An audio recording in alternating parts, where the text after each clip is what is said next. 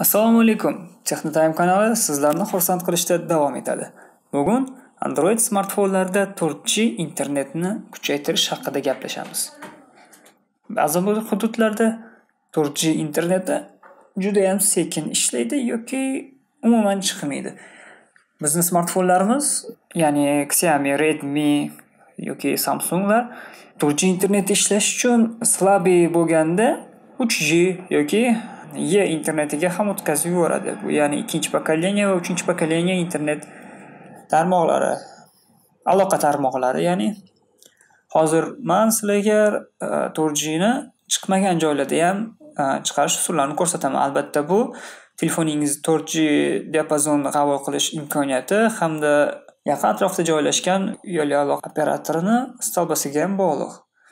Ba'zi vaziyatlar bo'ladi, 4G interneti bor, lekin juda ham slabi bo'lgan payt o'zini avtomatik 3G internetga o'tkazib yuboradi.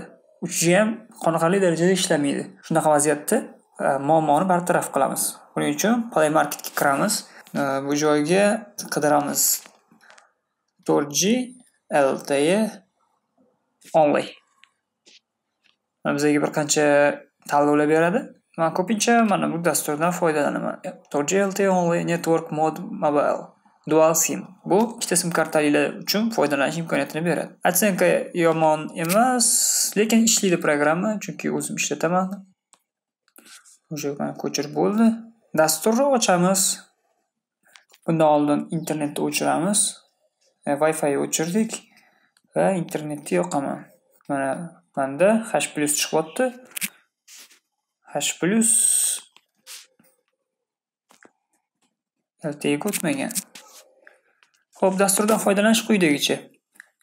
Mana bu burchakdan chiqaramiz. Men ko'pincha burchakdan chiqarib foydalanaman, ya'ni dual sim funksiyasiga kiraman. 4G LTE dual sim, ya'ni ikkita sim kartali telefonlarda.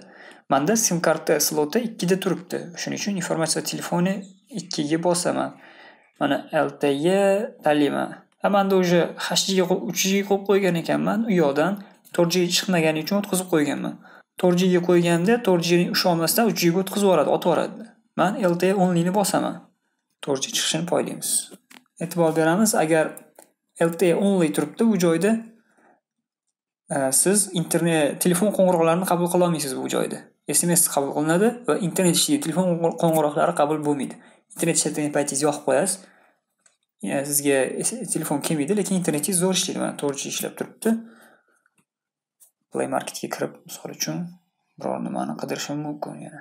Internet yomon emas, onlayn o'yin o'ynashga, videolar ko'rishga bemalol chidab beradi.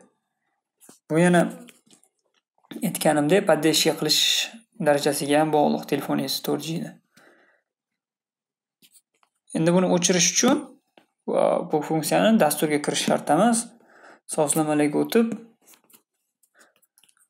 sim karta menyusidan bittasini tanlab qo'yamiz.